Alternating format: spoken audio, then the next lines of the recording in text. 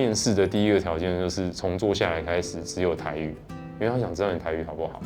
因为他在讲台湾人的故事。我想说哦，好紧张，好紧张，等一下要讲台语，好久没讲台语了什么的。然后我就讲先去尿尿，先去尿尿，然后一尿尿还要站在我旁边。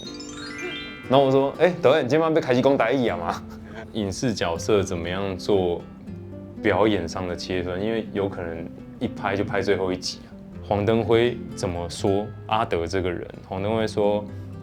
他就是爸爸妈妈不要他，他就是个垃圾，没有人要的垃圾啊！你会利用别人的对你的叙述，还有你自己说的话去建构每一场的大纲，所以这个角色是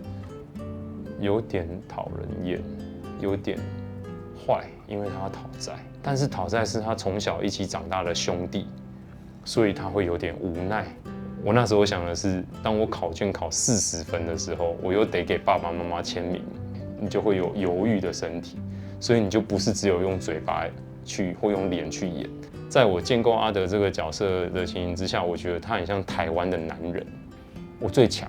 我最棒，因为盐水大饭店是讲台湾的故事，所以你要去认识你的爸爸妈妈，还有阿伯、叔叔那一代，甚至阿公，因为他们是在非常高张力的环境之下长大的。